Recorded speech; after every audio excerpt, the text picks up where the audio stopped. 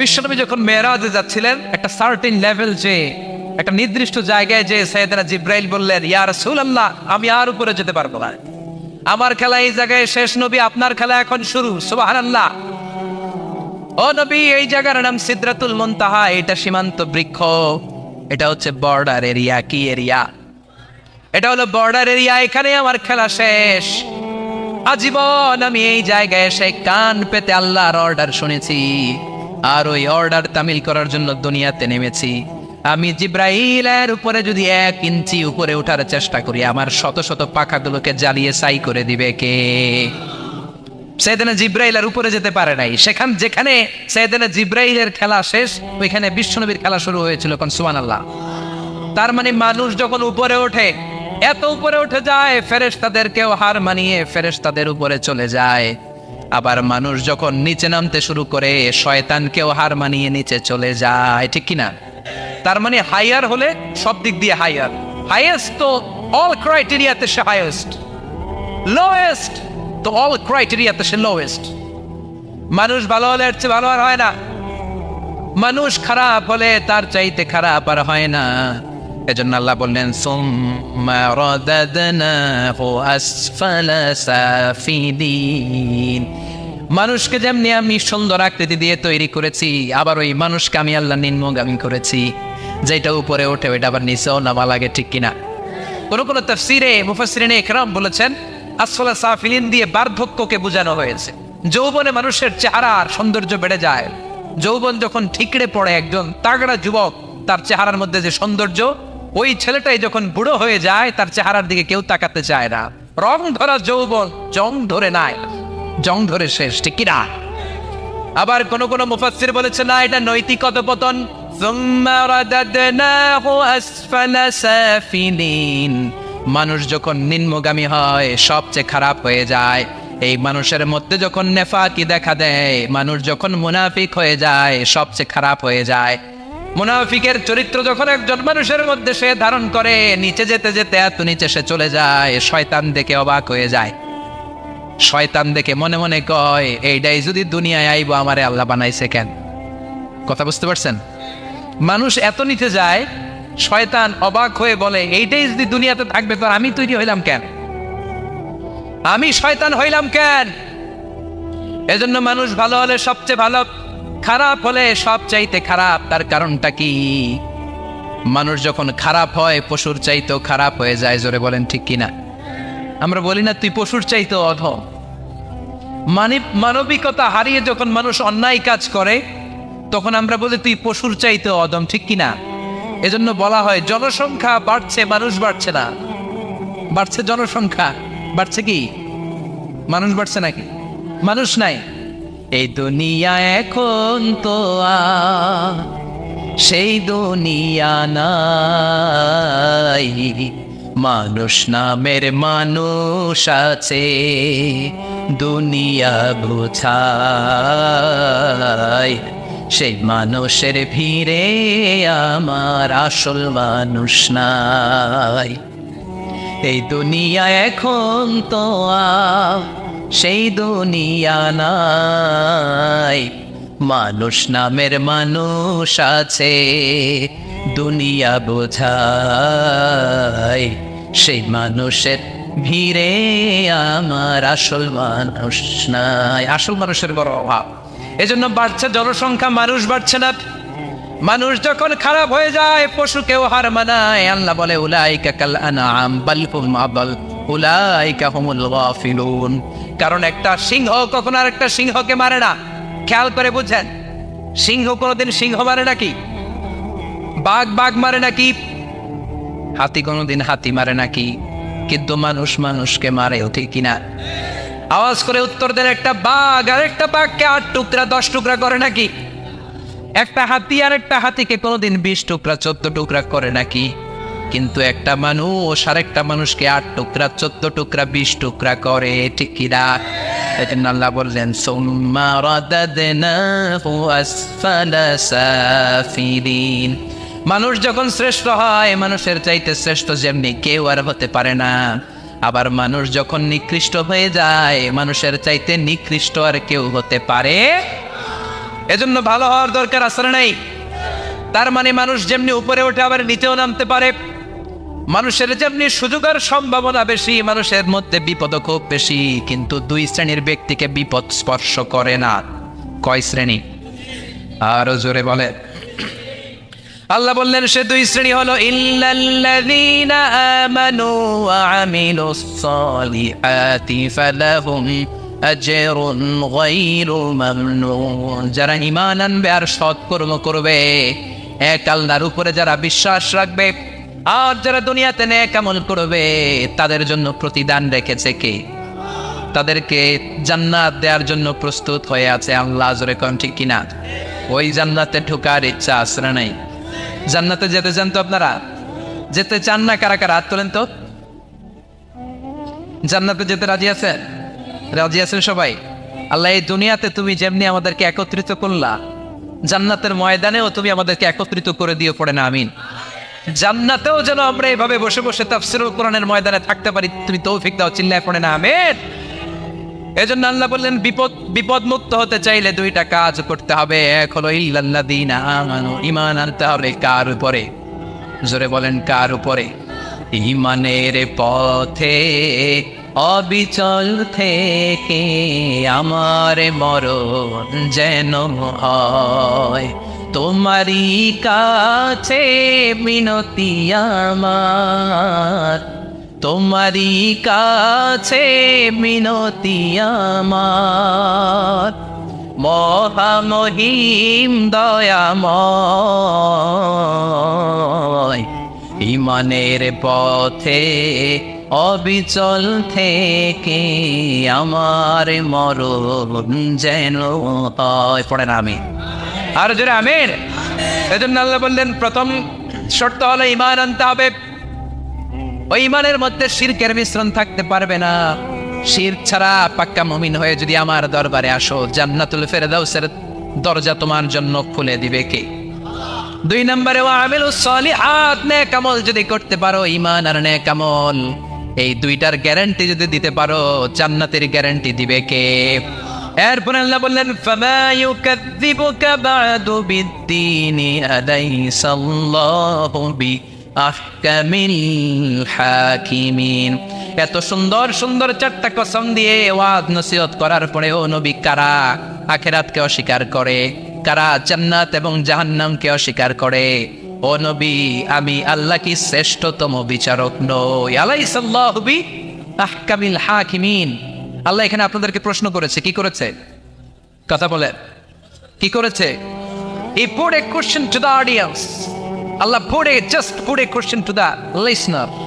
শ্রোতাদের কাছে আল্লাহ একটা প্রশ্ন রেখে দিয়েছে। 8টা আয়াতের সূরা তো 3, যখন আপনি পড়ে শেষ করলেন আল্লাহ একটা প্রশ্ন দিয়ে শেষ করবেন। আল্লাহ বললেন আলাইসাল্লাহু বিআহকামিল হাকিমিন, আমি আল্লাহ কি শ্রেষ্ঠ বিচারক নই? আল্লাহ কি শ্রেষ্ঠ বিচারক নন? আমরা বললাম বালা, অবশ্যই আল্লাহ আপনি শ্রেষ্ঠ বিচারক। আবু দাউদের বর্ণনা, বিশ্বনবী বলেন কেউ যদি সূরা 3 পড়া শুরু করে, পড়তে পড়তে পড়তে পড়তে শেষ আয়াতে যখন চলে আসে, সে যখন পড়ে আলাইসাল্লাহু বিআহকামিল হাকিমিন, এর মানে হলো আমি আল্লাহ কি শ্রেষ্ঠ বিচারক নই, আমি আল্লাহ কি আহকামুল হাকিমিন নই। সূরা 3 শেষ আয়াতে যখন কেউ পৌঁছে যায়, সেজন্য আল্লাহর প্রশ্নের জবাব দিয়ে তারপরে সূরাটা শেষ করে। সেজন্য বলে বালা ওয়া আনা আলা যালিকা মিনাশ শাহিদিন, ও আল্লাহ আমি সাক্ষ্য দিলাম অবশ্যই আপনি আহকামুল হাকিমিন, আপনি শ্রেষ্ঠ বিচারক। কারণ আল্লাহর চাইতে শ্রেষ্ঠ বিচারক আর কেউ আছে নাকি? সব বিচারকের বড় বিচারক কে? সবচেয়ে বড় বিচারপতির নাম কি? দুনিয়ার বিচারপতিদের বিচার করবেন যেই বিচারপতি, ওই বিচারপতির নাম কি? আলাইসাল্লাহু বিআহকামিল হাকিমিন, আমি কি শ্রেষ্ঠ বিচারক নই? আল্লাহর প্রশ্ন। অফকোর্স ইউ আর দ্য জাজ অফ অল জাজেস, আল্লাহ হচ্ছে সব বিচারকের শ্রেষ্ঠ বিচারক। কারণ আল্লাহর বিচারে কোনো 2 নাম্বারই নাই, আছে নাকি? আল্লাহর বিচারে কোনো জুলুম নাই, আছে নাকি? আল্লাহর বিচারের ময়দানে ঘুষ দেওয়ার সিস্টেম নাই, আছে নাকি? আল্লাহর বিচারের দিন কোনো টেলিফোন কলে কোনো কাজ হয় না, আছে নাকি? এজন্য আল্লাহ বললেন ওয়ামা আনা বিযাল্লামিন লিল আবিদ, আমার বিচারটা এত স্বচ্ছ বিচার, এত চমৎকার বিচার, এই বিচারে কেউ জুলুমের শিকার হবে না। ফামাই ইয়ামাল মিসকালা যাররাতিন খায়রান ইয়ারা ওয়া মান ইয়ামাল মিসকালা যাররাতিন শাররান ইয়ারা। আমার বিচারটা এমন বিচার, যাররা পরিমাণ ভালো করেছো ওইটাই পাবা, যাররা পরিমাণ খারাপ করেছো সেটাও বাবা, যে যতটুকু করেছো পরিণাম তার ততটুকু, এটাই হলো আল্লাহর বিচার, ঠিক কিনা? বিশ্বনবী মক্কা থেকে মদিনাতে হিজরত করার পরে মদিনায় যে 16 মাস কিংবা 17 মাস ওই মসজিদুল আকসার দিকে হয়ে নামাজ পড়েছেন, সুবহানাল্লাহ। 17 মাস পরে আবার মসজিদুল আকসা থেকে কাবার দিকে বিশ্বনবীর কিবলা পরিবর্তন করে দিল কে? পৃথিবীতে 3টা মসজিদ সবচাইতে সেরা, মনে রাখবেন, ইসলামিক জেনারেল নলেজ, এটা ইসলামিক সাধারণ জ্ঞান। পৃথিবীতে 3টা মসজিদ সবচাইতে সেরা। কয়টা? 1 নম্বর হচ্ছে মসজিদুল আকসা। মসজিদের নাম কি? সুবহানাল্লাযী আসরা বিআবদিহি লাইলাম মিনাল মাসজিদিল হারামি ইলাল মাসজিদিল আকসা। প্রশংসা ওই আল্লাহর যিনি তার নবীকে, যিনি তার বান্দাকে মেরাজের রাতে মসজিদুল হারাম থেকে মসজিদুল আকসায় ভ্রমণ করিয়েছেন। মেরাজের রাত্রিতে বিশ্বনবী ওই মসজিদটা ভ্রমণ করেছিলেন এবং বিশ্বনবী বলেছেন, খবরদার, স্পেশাল সওয়াবের নিয়তে, বিশেষ সওয়াব পাওয়া যাবে এই নিয়তে পৃথিবীর 3টা মসজিদ ছাড়া আর কোনো মসজিদে সফর করা জায়েজ। তার প্রথম হলো মসজিদুল আকসা। এই মসজিদুল আকসার ভেতরে 1 রাকাত নামাজ পড়লে 500 রাকাতের সওয়াব দেয় কে? 2 নম্বর মসজিদে নববী, বিশ্বনবীর কবর যেই মসজিদের মধ্যে রয়েছে, ওই মসজিদে 1 রাকাত নামাজ পড়লে 1000 রাকাত নামাজের সওয়াব দেয় কে? 3 নম্বর মসজিদুল হারাম, যেই মসজিদুল হারামের মাঝখানে আল্লাহর ঘর রয়েছে, ওই ঘরে 1 রাকাত নামাজ পড়লে 1 লক্ষ রাকাতের সওয়াব আমল নামায় দিবে কে? আর যদি জামাতে পড়েন আরো 27 দিন বেশি, তার মানে 1 রাকাতে 27 লক্ষ রাকাতের সওয়াব। সুবহানাল্লাহ কইবেন না? যাইতে মনে চায় সৌদি আরব, যাইতে মনে চায় মক্কা, যেতে মনে চায় মদিনাতে, বিশ্বনবী শুয়ে আছেন সেখানে। দেখা দাও রাসূলুল্লাহ, ধন্য করো দিদারে, আমি কেঁদে কেঁদে হই গো সারা, ধন্য করো দিদারে। 2 সাথীকে পাশে নিয়ে হায় ঘুমিয়ে আছো নিঝুম নিরালায়, আমি সইতে পারি না বিরহ জ্বালা, ধন্য করো দিদারে, ডেকে লও হাবিবাল্লাহ, ধন্য করো দিদারে। পড়েন আমিন। অসাধারণ কথামালা এই গানের, কিন্তু সামান্য একটু সমস্যা আছে, বিশ্বনবীর কাছে দিদার চাওয়া যায় না, দিদার চাইতে হবে কার কাছে? দেখা দাও মাবুদ আল্লাহ,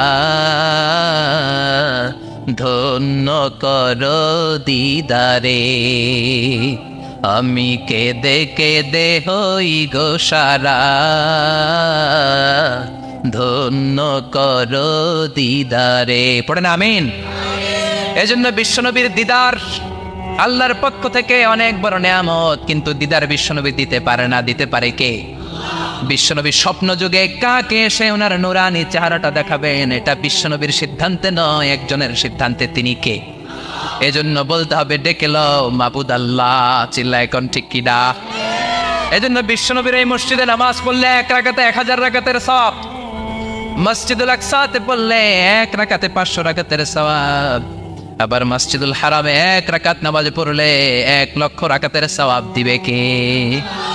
তার মানে তিনের জৈতুন বলে আল্লাহ ফিলিস্তিনের কসম কেটেছেন, আর এই ফিলিস্তিনের মধ্যে মসজিদুল আকসা রয়েছে, যেটা বিশ্বনবীর মেরাজের স্টেশন। বিশ্বনবী মেরাজ করতে যে ওইখানে ব্রেক নিয়েছে, ওইখানে বিশ্বনবী ট্রানজিট নিয়েছে। ট্রানজিট ছিলেন তো? আপনি সৌদিতে যদি উমরা করতে যান, সৌদি এয়ারলাইন্সে গেলে ডিরেক্ট ফ্লাইট, কিন্তু কাতার এয়ারওয়েজে গেলে, এমিরেটসে গেলে আপনাকে কাতারে ট্রানজিটে যেতে হবে। এমিরেটসে ট্রানজিটে যেতে হবে। বিশ্বনবীর মেরাজটাও হয়েছে এইভাবে, সরাসরি রব্বুল আলামিন বিশ্বনবীকে আল্লাহর আরশের টান দিয়ে একেবারে নিয়ে যায় নাই। বিশ্বনবীকে মক্কাতুল মুকাররমা থেকে প্রথমে বিশ্বনবীকে ইয়াসরিবে নেওয়া হয়েছে। বিশ্বনবী ওনার চাচাতো বোন উম্মে হানির ঘরে শোয়া ছিলেন। সাইয়েদনা জিব্রাইল ঘরের চালটা ফাঁকা করে বিশ্বনবীকে তুলে নিয়ে হাতিমে কাবার মধ্যে বসালেন। বিশ্বনবীর গলার নিচ থেকে শুরু করে নাভি পর্যন্ত এক টান দিয়ে ছিঁড়ে ফেললেন। বিশ্বনবীর কলিজাটাকে বের করলেন, জামজামের পানি দিয়ে বিশ্বনবীর কলিজাটাকে ধৌত করলেন, আবার কলিজা ঢুকিয়ে দিয়ে সেলাই করে দিলেন। বিশ্বনবীর পুরো জীবনীতে শুধুমাত্র কেবলমাত্র কয়েকজন সাহাবা বিশ্বনবীকে উদম গায়ে দেখেছে, মানে খালি গায়ে দেখেছে। যে সমস্ত সাহাবারা বিশ্বনবীকে খালি গায়ে দেখার সুযোগ পেয়েছে, তারা বলেছে আমরা বিশ্বনবীর গলা থেকে নাভি পর্যন্ত এই জায়গায় সেলাইয়ের দাগ দেখতে পেয়েছি। সাইয়েদনা জিব্রাইল গলা থেকে নাভি পর্যন্ত কেটে কলবটা বের করে জামজামের পানি দিয়ে ধুয়ে আবার সেট করে দিলেন। এরপর সেলাই করে দিলেন। এটাকে বলে শাক্কে সাদার, সিনা চাক। কি বলে? ডাক্তারি ভাষায় বলে ওপেন হার্ট সার্জারি। নাম শুনেন নাই? বিশ্বনবীর পুরো জিন্দেগিতে 2 বার এরকম ওপেন হার্ট সার্জারি হয়েছে। আল্লাহু আকবার। মেরাজের রাতে হাতিমে কাবা থেকে ওপেন হার্ট সার্জারি করে বিশ্বনবীকে সাইয়েদনা জিব্রাইল উড়িয়ে নিয়ে গেলেন একটা মরুর প্রান্তরে, ঘুটঘুটে অন্ধকার। সাইয়েদনা জিব্রাইল বললেন, ও নবী এই জায়গায় দোয়া করেন। বিশ্বনবী দোয়া করলেন। দোয়ার পরে জিব্রাইলকে বললেন, ও জিব্রাইল কোন জায়গায় রেখে দোয়া করতে বললা? জায়গাটা তো চিনলাম না। সাইয়েদনা জিব্রাইল বলেন, নবী গো, কিছুদিন পরে আপনার এলাকা থেকে আপনি বিতাড়িত হবেন। আপনার এলাকা থেকে বিতাড়িত হয়ে যেই জায়গায় আপনি হিজরত করতে যাবেন, এই জায়গাটা হলো ওই জায়গা, হিজরতের জায়গা। জায়গাটার নাম হলো ইয়াসরিব। ইয়াসরিব মদিনার পূর্ব নাম হচ্ছে ইয়াসরিব। আবার সেখান থেকে বিশ্বনবীকে তুলে এক পাহাড়ের উপরে নেওয়া হলো। এগুলো মেরাজের রাতের ঘটনা। ওই পাহাড়ে নামিয়ে বলা হলো, ও নবী আপনি দোয়া করেন। তার মানে প্রথম স্টেশন মদিনা, ইয়াসরিবে দ্বিতীয় স্টেশন পাহাড়ের উপরে ব্রেক নিচ্ছেন। ব্রেক নিয়ে বড় জার্নির জন্য বিশ্বনবীকে তৈরি করছে কে? কারণ একটু পরে এমন জোরে টান দিবে 7 আকাশ ভেদ করে আল্লাহর আরশে চলে যেতে হবে। চিল্লা এখন ঠিক কিনা? পাহাড়ের উপরে নামিয়ে বললেন, ও নবী দোয়া করেন। বিশ্বনবী পাহাড়ের উপরে দোয়া করলেন। এবার বললেন, ও জিব্রাইল আইয়ু জাবালিন হাদা, অন্ধকার, ঘুটঘুটে অন্ধকার, কিছু দেখি না, এটা আবার কোন পাহাড়? সাইয়েদনা জিব্রাইল বললেন, ও নবী এই পাহাড়টা হলো জাবালু মুসা, আপনার ভাই মুসার পাহাড়। এটা হলো তুর পাহাড়। তুর পাহাড়ের চূড়ায় এসেছেন। সেখান থেকে আরেক ব্রেক দিয়ে বিশ্বনবীকে মসজিদুল আকসাতে নেওয়া হয়েছে। যে মসজিদুল আকসা ফিলিস্তিনের ভূখণ্ডে অবস্থিত, যে মসজিদে 1 রাকাত সালাত আদায় করলে 500 রাকাতের সওয়াব আমলনামায় ঢুকিয়ে দিবে কে? আবার এই ফিলিস্তিন বিলাদুস শাম, এই শাম দেশ যেন তেন জায়গা নয়। 2টা বর্ণনায় পাওয়া যায় কিয়ামতের ময়দানটা হবে আরাফাতের ময়দানে। আবার আরেকটা বর্ণনায় পাওয়া যায় কিয়ামতের ময়দানটা হবে সিরিয়া, ফিলিস্তিন, এই শামের ভূখণ্ডের ময়দানে। পড়েন সুবহানাল্লাহ। সাইয়েদনা ঈসা আলাইহিস সালাম দাজ্জালকে হত্যা করার জন্য বাংলাদেশে নামবে না।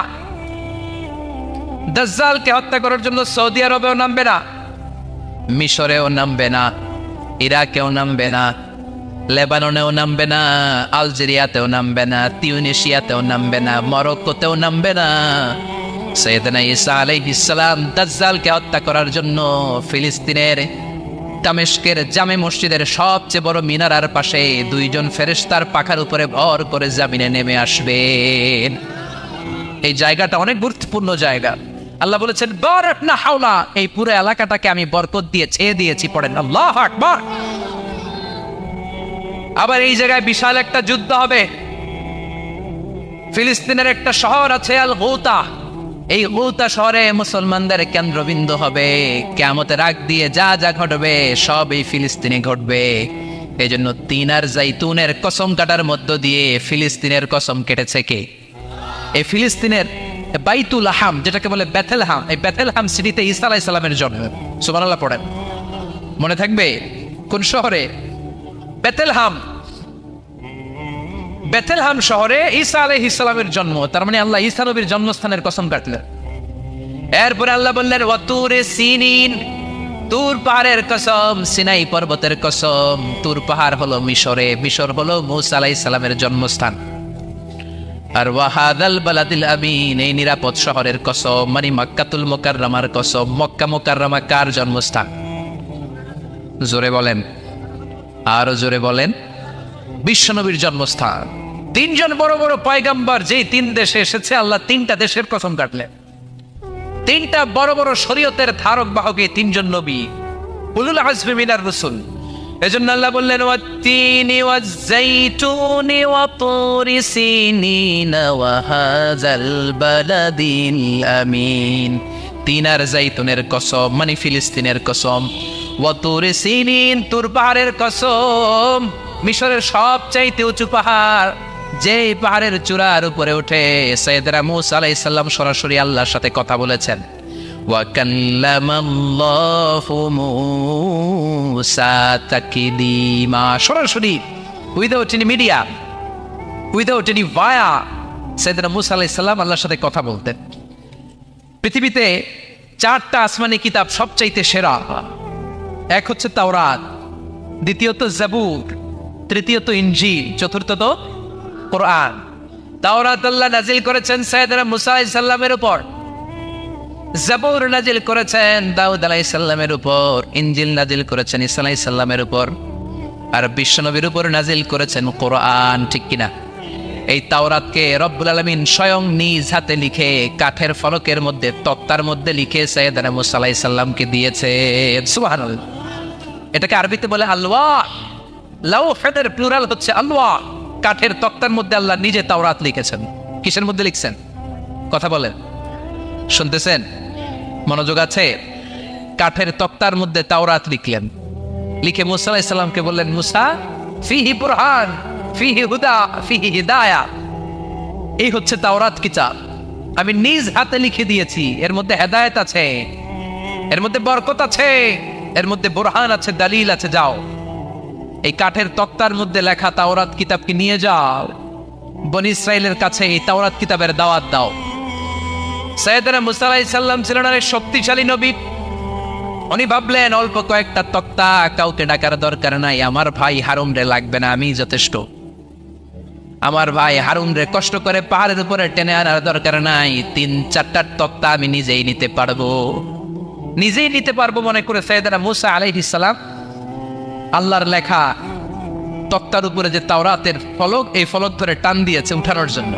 আল্লাহ যেহেতু কিতাব দিয়েছে নিয়ে যায়, কিন্তু কি আজীব তামাশা, তক্তা ধরে কাঁধে তুলবে তো দূরের কথা, নাড়াতেই পারে না। সুবহানাল্লাহ, আসতে বলেন, নাড়াতেই পারে না। ওনার এত শক্তি, উনি এক থাপ্পড় মেরে ফেরাউনের বাবুর্চিকে ওই জায়গার মধ্যে দুনিয়া থেকে বিদায় করেছিলেন। এক ধাক্কা মারলে 10 জন 10 হাত দূরে যেয়ে পড়তো। উনি রেগে গেলে ওনার মাথার চুলগুলো টুপি আর পাগড়ি ভেদ করে উপরের দিকে এরকম খাড়া হয়ে দাঁড়িয়ে যেত। স্বয়ং মালাকুল মাউতকে থাপ্পড় মেরে চোখ কানা করে দিয়েছিলেন। এর কারণ মালাকুল মাউত মানুষের সূরাতে আসছিল, আর অনুমতি নেয় নাই। ঘরের মধ্যে ঢুকার আগে অনুমতির দরকার আছে না নাই? কি সুন্দর ইসলাম, হোয়াট এ প্রাইভেসি ইন ইসলাম। কত সুন্দর প্রাইভেসি ইসলাম আমাদেরকে শিখিয়েছে। আপনি ঘরে ঢুকবেন, অনুমতি নিয়ে ঢুকবেন। কার কথা? এক সাহাবী বললেন, নবী, আমার ঘরে 2 ঘর। কয়টা? 2টা মাত্র রুম। এক রুমে থাকি আমি, আর এক রুমে থাকে আমার আম্মা জান। যেই আম্মা জানের বুকের দুধকে আমি 10 মাস পেটের ভেতরে ছিলাম, 2 বছর বুকের দুধ খেয়ে বড় হলাম। আমার আম্মা জান থাকে এক রুমে, আমি থাকি আর এক রুমে। ও নবী, আমার মায়ের রুমে ঢোকার আগেও কি অনুমতি নেওয়া লাগবে নাকি? বিশ্বনবী বললেন, ও সাহাবা, আতুহিব্বু আন তারাহা উরিয়ানা, do you like to see your father naked? তুমি কি তোমার মাকে নেকেড দেখতে চাও? তুমি কি তোমার মাকে উলঙ্গ দেখতে চাও? সাহাবী বললেন, কাল্লা, কখনোই না। বিশ্বনবী বললেন, ইদান তাস্তাদিন, তোমার মাকে যদি উলঙ্গ দেখতে না চাও, তাহলে অবশ্যই অবশ্যই অবশ্যই তোমার মায়ের ঘরে ঢোকার আগে অনুমতি নিয়ে ঢুকবা। সুবহানাল্লাহ। মায়ের ঘরে ঢোকার আগে অনুমতি নিতে হবে। তাহলে ভাইয়ের ঘরে, বোনের ঘরে, ভাবির ঘরে, হ্যাঁ, ঢুকাই যাবে না। ভাবির ঘরে ঢোকা যাবে? কারো ঘরে ঢোকার আগে অনুমতি নিতে হবে। এটাকে বলে প্রাইভেসি। ইসলামী প্রাইভেসি কি গুরুত্ব দেয়?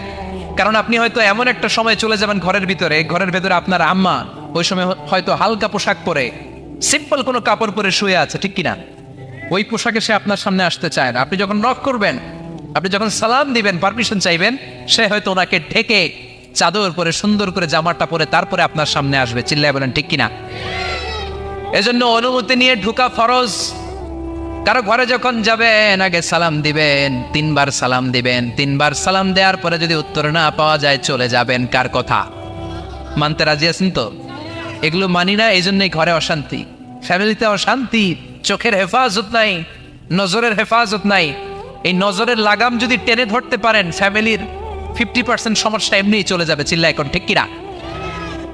সাইয়েদনা মূসা আলাইহিস সালামের কাছে মালাকুল মাউত, মৃত্যুর ফেরেশতা, মানুষের সুরাতে এসেছিল, অনুমতি নেয় নাই, হুট করে ঘরে ঢুকছে, ঢুইকা কয় আনা মালাকুল মাউত, আমি মৃত্যুর ফেরেশতা, জিইতু আন আকবাদা রূহাক, আপনার রূহ কবজ করতে আসছি।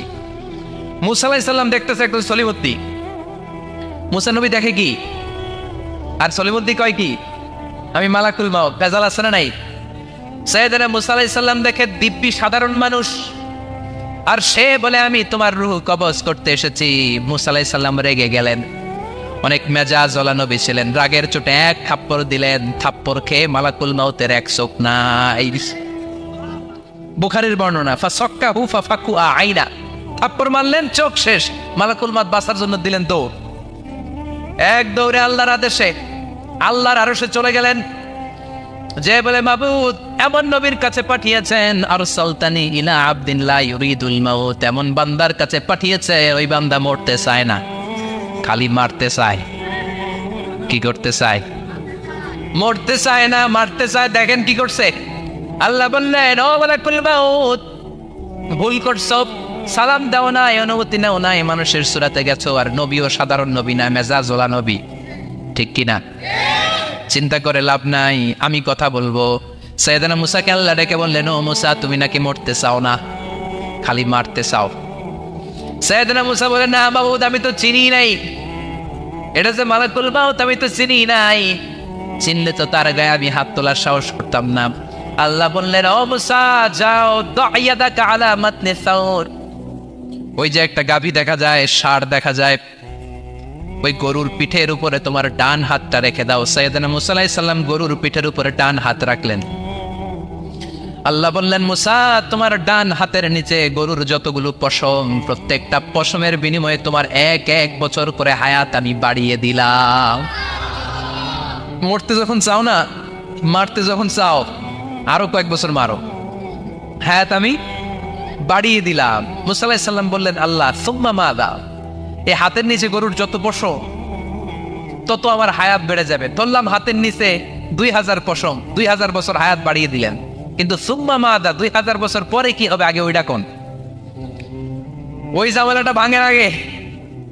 আল্লাহ বললেন, মূসা সুম্মাল মাউত, তারপরে তো তোমাকে মরতেই হবে, এই পৃথিবীতে আসলেই মরতে হয়। কুল্লু নাফসিন যায়িকাতুল মাউত, এই পৃথিবীতে যারা একবার আসবে তাদেরকেই মরতে হবে। ঠিক কিনা?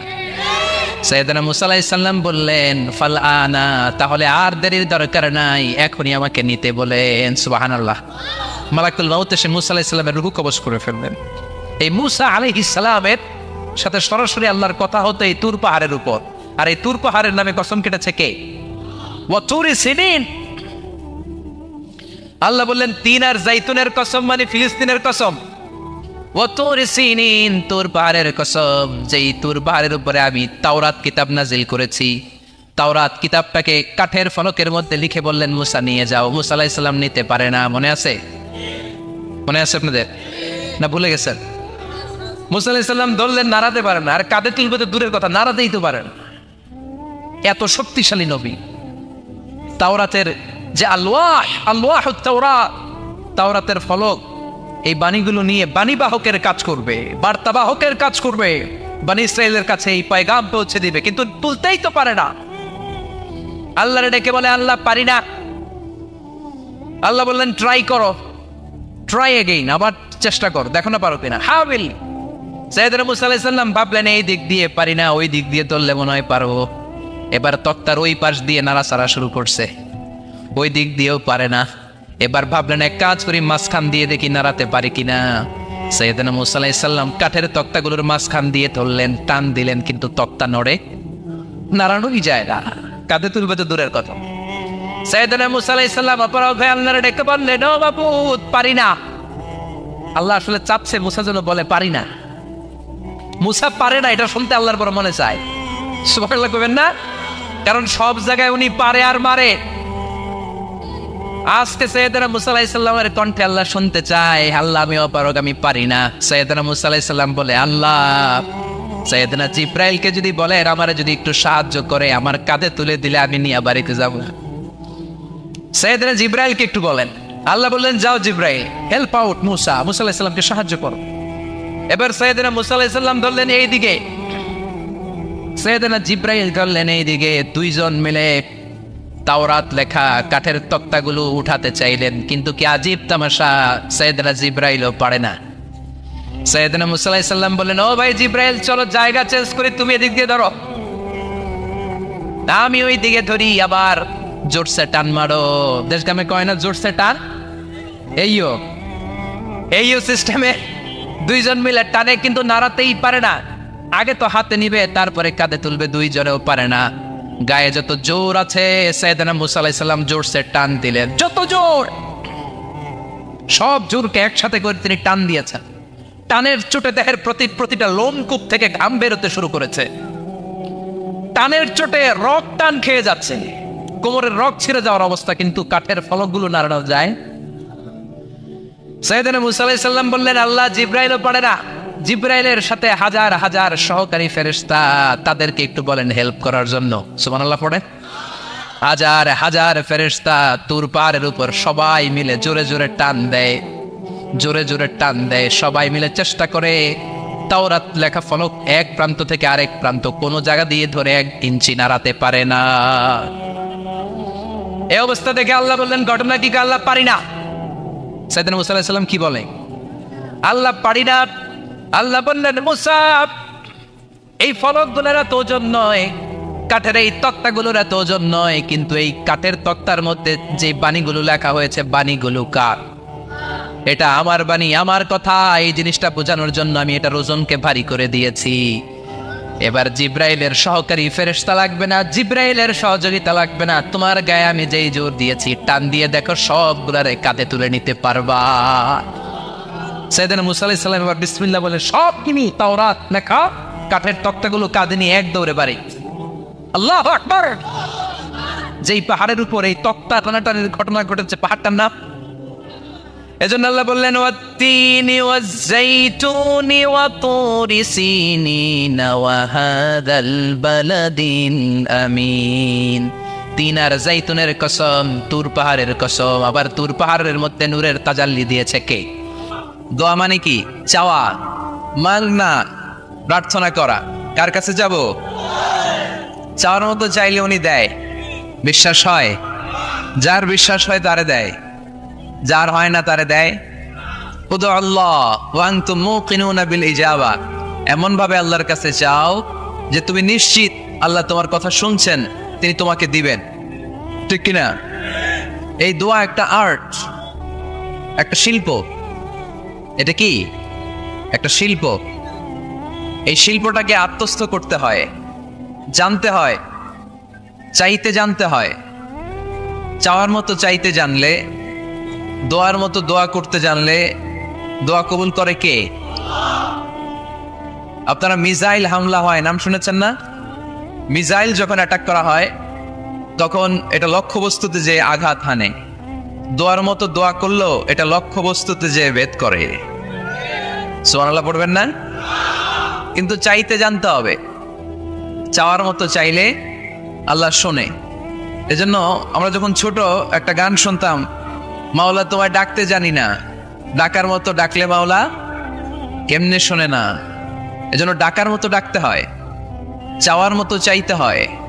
চাওয়ার মতো চাইলে তিনি শোনেন, তিনি আমাদের ফরিয়াদে সাড়া দেন, দেওয়ার জন্য তিনি প্রস্তুত 24/7, দিনের 24 ঘন্টা, সপ্তাহের 7 দিন, মাসের 30 দিন তিনি বসে আছেন। শেষ রাতে প্রথম আকাশে বিশেষভাবে মনোনিবেশ করেন আর বলেন, আলা মিন মুস্তাগফিরিন আগফির আলা। কার ক্ষমা দরকার? ক্ষমা চাও, ক্ষমা করে দেব। আমাদের তো ক্ষমা টমার দরকার নাই। আমরা সবাই নিষ্পাপ নাকি গুনাহগার নাকি পাপী? শুধু পাপী না পাপীর ঘরের পাপী? কেউ না জানুক, আমার পাপের খবর রাখে একজন, তিনি কে? পৃথিবী জানে না, জানে কে? দরজা বন্ধ করে লাইট অফ করে একা একা পাপ করছি। পুলিশ দেখে নাই, র্যাব দেখে নাই, বন্ধু বান্ধব দেখে নাই, পরিবারের কেউ দেখে নাই, দেখলো কে? সবার চোখ ফাঁকি দেয়া গেলেও ফাঁকি দেয়া যায় না একজনের চোখ। চোখটা কার? তার চোখকে কখনো ফাঁকি দেয়া যায় না। এজন্য আমরা সবাই পাপী, শুধু পাপী না, পাপীর ঘরের পাপী। 14 গোষ্ঠী আমাদের পাপী, তাই না? তো এই জন্য আমাদের ক্ষমা চাওয়া উচিত খুব বেশি বেশি আল্লাহ তাআলার কাছে। আমরা সবাই পাপী, শেষ সাথে আল্লাহ ডাকে, কার পাপ আছে বলো, ক্ষমা চাও, ক্ষমা করে দেব। কে অন্যায় করেছো বলো, ক্ষমা চাও, ক্ষমা করে দেব। চোখের পানি ছেড়ে যদি ক্ষমা চাই, মাফ করে দেয় কে? চোখের পানির এত মর্যাদা, আল্লাহ এটারে বড্ড পছন্দ করে। 2 ফোঁটা পানি আল্লাহর কাছে সবচেয়ে প্রিয়। কয় ফোঁটা? আজকে এই মেসেজটা নিয়ে যেতে হবে ঘরে। 2 ফোঁটা পানি রবের দরবারে খুব প্রিয়। আওয়াজ করে বলতে হবে, কয় ফোঁটা? এক হলো জেহাদের ময়দানে শহীদের গা থেকে বেয়ে পড়া রক্তের ফোঁটা। আমরা শহীদ হতে চাই কি চাই না? শাহাদাতের তামান্না যদি কারো অন্তরে না থাকে, এটা কি মুমিন না মুনাফিক? আর শাহাদাতের তামান্না নিয়ে কেউ যদি বিছানায় পড়েও মারা যায়, শহীদদের কাতারে তারে উঠাই দিবে কে? প্রথম হচ্ছে জেহাদের ময়দানে শহীদের গা থেকে দাঁড় করে ঝরে পড়া রক্তের ফোঁটা, একটা গেল। 2 নাম্বার হচ্ছে অনুতপ্ত বান্দার চোখের পানির ফোঁটা। বান্দা যখন অনুতপ্ত হয়, তার ভুল বুঝতে পারে, অন্যায়কে উপলব্ধি করতে পারে, তখন সে জানামাজ বিছিয়ে রবের দরবারে হাজিরা দেয়, সিজদায় লুটিয়ে পড়ে কান্না শুরু করে দেয়। এই চোখের পানির এত পাওয়ার, এই চোখের পানি অনুতপ্ত বান্দার চোখ বেয়ে, নাকের ডগা বেয়ে মাটিতে পড়ার আগেই আল্লাহ বান্দার জীবনের সব গুনাহ মাফ করে দেয়। এজন্য চোখের পানি বেশি বেশি ফেলার দরকার আছে না নাই? আমাদের হৃদয়টা অনেকের বড় শক্ত, চোখ দিয়ে পানি নামে না।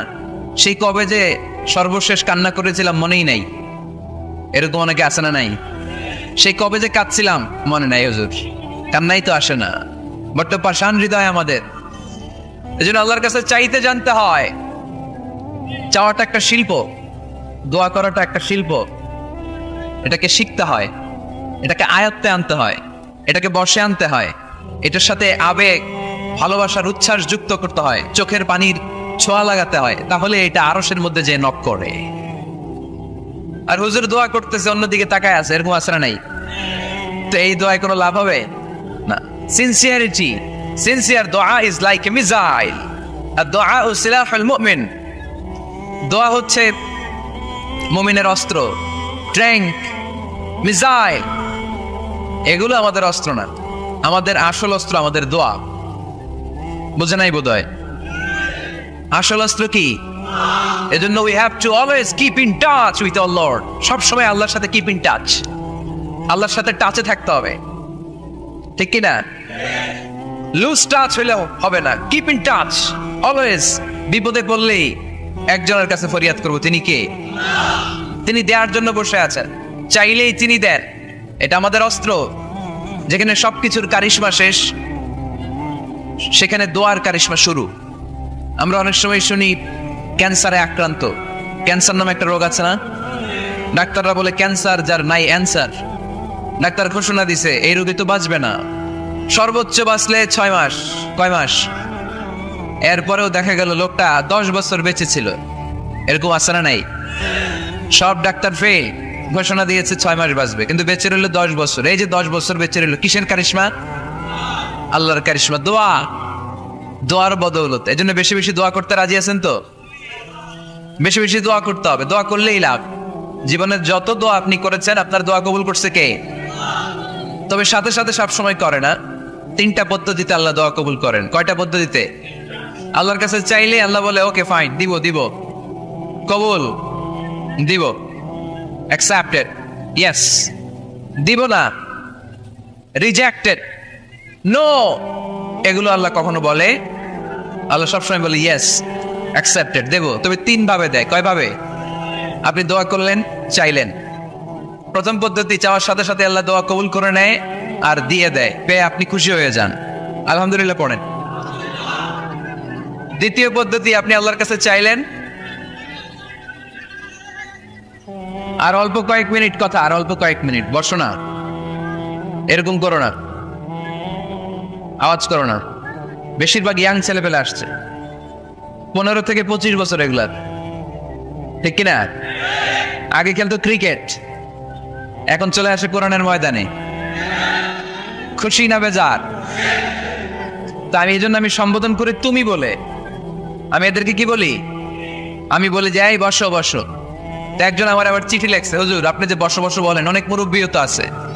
আমি বলি ভাই, আমার মাহফিলে মুরব্বীরা কম, ইয়াংরা বেশি, ঠিক কিনা? আর যখন মুরব্বী বাজানদেরকে উদ্দেশ্য করে বলি তখন বলি বসেন, কিন্তু আমি যখন বলি বসেন, ছেলেরা আবার বলে বসেন বসেন। বেজাল আছে না নাই?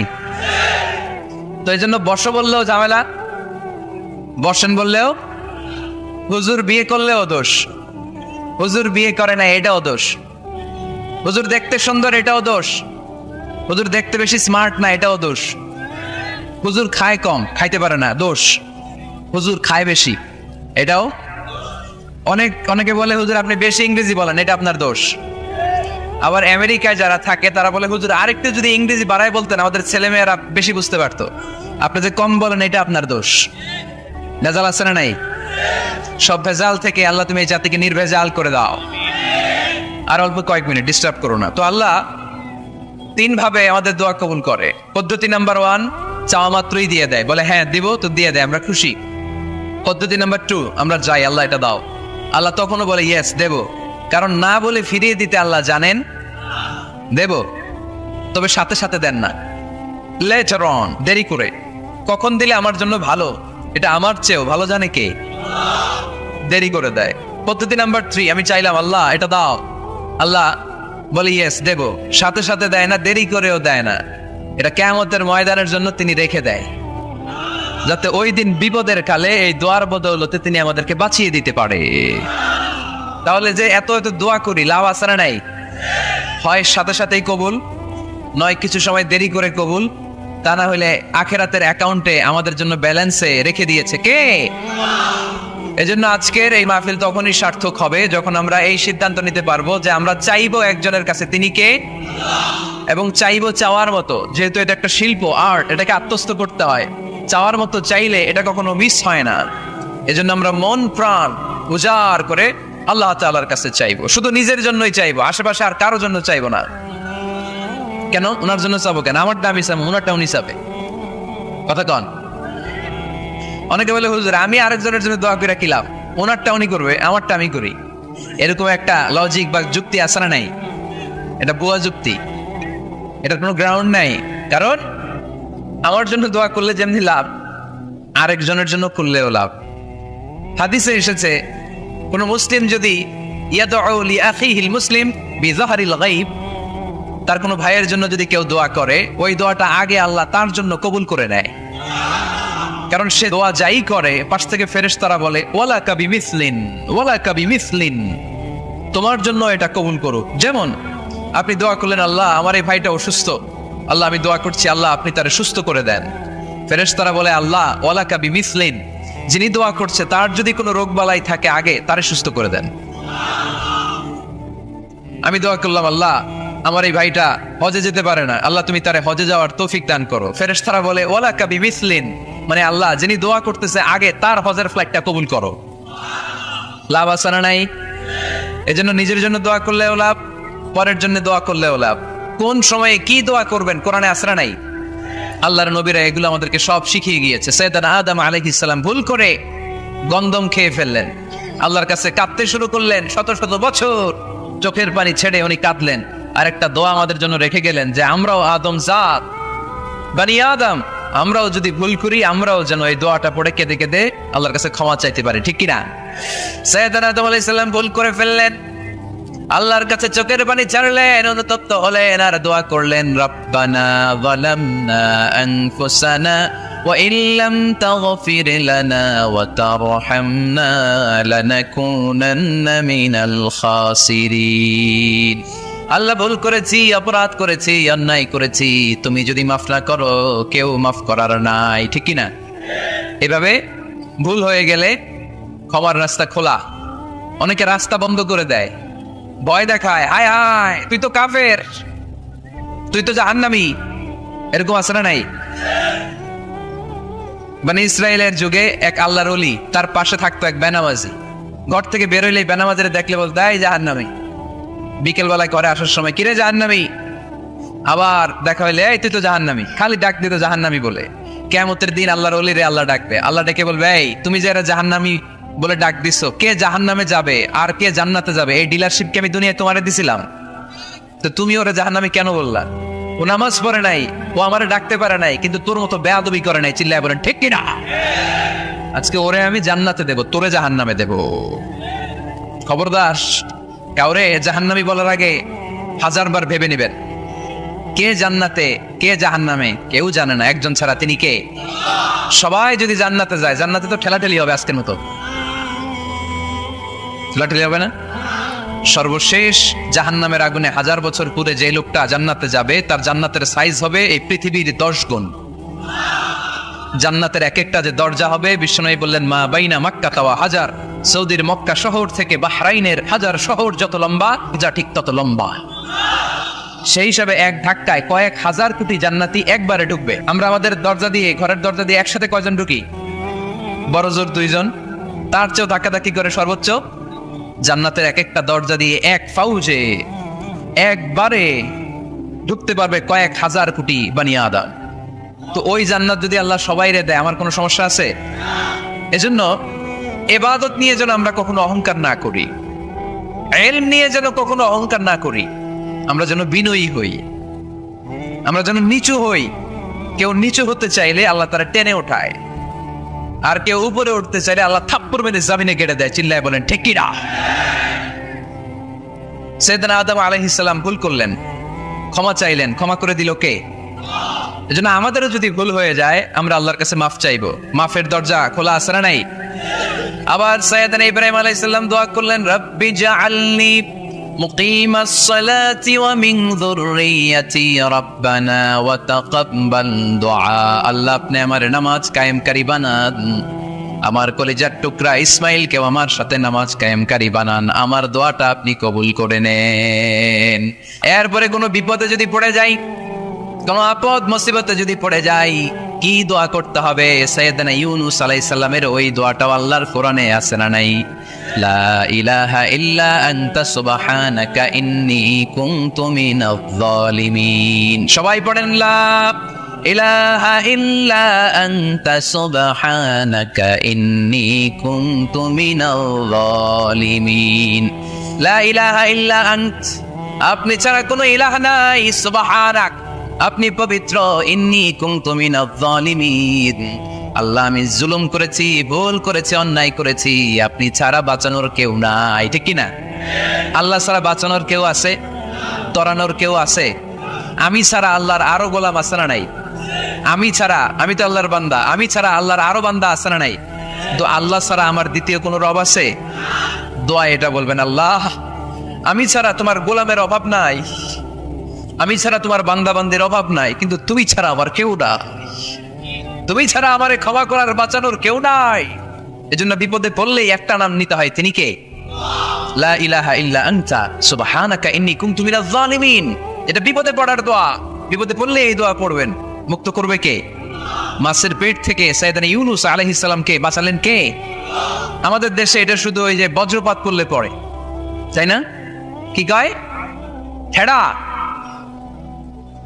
ঠাড়া ঠাটা, বজ্রপাত শুদ্ধ বাংলায়। বজ্রপাত করলে পড়ে, আসলে শুধু বজ্রপাতের সময়ই না, যে কোনো বিপদ দেখলেই কি পড়বেন? লা ইলাহা ইল্লা আনতা সুবহানাকা ইন্নী কুনতু মিনাজ জালিমিন। 71 সালে পাক হানাদার বাহিনী এদেশের মানুষদের উপর অনেক অত্যাচার করেছিল, বেশি করেছিল আমাদের হিন্দু ভাইদের উপর। মুসলমান হলে ছেড়ে দিত, হিন্দু হইলে গুলি মারত। এক মুসলমানদের রাস্তায় থামাইছে পাক হানাদার বাহিনী, আর জিজ্ঞেস করতো কালেমা বল, কালেমা বলতে পারলে ছেড়ে দিত। মাথার মধ্যে বন্দুক ঠেকায় একজনের বলে সালে কালেমা বাতা, মুসলিম আর হিন্দু, আমি মুসলমান, সালে কালেমা বাতা, তাহলে কালেমা বল।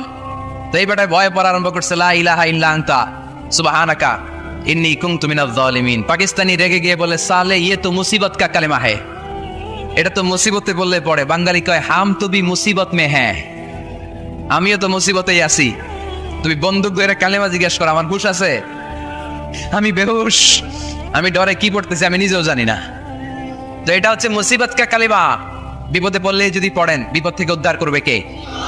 অনেকের মুখে কথা আটকে যায়, তোতলামি হয়, মামলিং হয়, হৃদয়ে ভয় হয়, দোয়া আছে না নাই?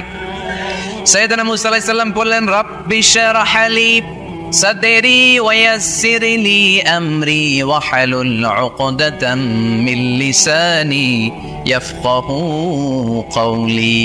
সুবহানাল্লাহ পড়েন। ও আল্লাহ, আমার হৃদয়টারে উন্মুক্ত করে দাও, আমার কার্যক্রম দাওয়াতি কাজগুলোরে তুমি আল্লাহ সহজ করে দাও। কথা বলতে গেলে আমার মুখের মধ্যে কথা আটকে যায়, আমার কথাগুলোরে তুমি স্পষ্ট করে দাও। আওয়াজ করে পড়তে হবে আমিন। এই সুন্দর সুন্দর দোয়াগুলো আমরা আল্লাহর কাছে করব, রাজি আছেন? কোরআন থেকে নেয়া আরবি দোয়াগুলো অনেক কম্প্রিহেন্সিভ, অনেক সুন্দর। আপনি বাংলায় 1000টা বাক্য বললেও আল্লাহর শিখানো একটা বাক্য দিয়ে যদি দোয়া করেন, এর চেয়ে শ্রেষ্ঠ বাক্য হতে পারে? দেখেন কত কম্প্রিহেন্সিভ। আল্লাহ শিখাই দিলেন, পড়ো রব্বানা আতিনা ফিদ দুনিয়া হাসানা ওয়া ফিল আখিরাতি হাসানা ওয়া কিনা আযাবান নার। আল্লাহ, তুমি এই দুনিয়ার সব কল্যাণ আমারে দাও, আখিরাতের সব কল্যাণ আমারে দাও, আগুনের শাস্তি থেকে আমারে বাঁচিয়ে দাও। পড়েন আমিন। তো আপনি দুনিয়ার সব কল্যাণ নিলেন, আখিরাতেরও নিলেন, গাছেরটাও খাইলেন, তলারটাও পুরাইলেন, রাখলেন কি? সবই তো চাইছেন। এই দোয়াটার মধ্যে দুনিয়ার কোন দোয়া বাকি আছে? কথা বলেন। রব্বানা আতিনা ফিদ দুনিয়া হাসানা, আল্লাহ দুনিয়ার সব কল্যাণ লাগবে। ফিল আখিরাতি হাসানা, আল্লাহ আখিরাতের সব কল্যাণ লাগবে, আগুনের শাস্তি থেকে বাঁচানো লাগবে। তো আপনি বাকি রাখছেন কিছু? এই একটা বাক্যের মতো বাক্য গোটা বিশ্বটারে বিক্রি করলে হবে। এজন্য কোরআনের দোয়াগুলো আমরা বেশি বেশি পড়বো, ইনশাআল্লাহ। পড়েন।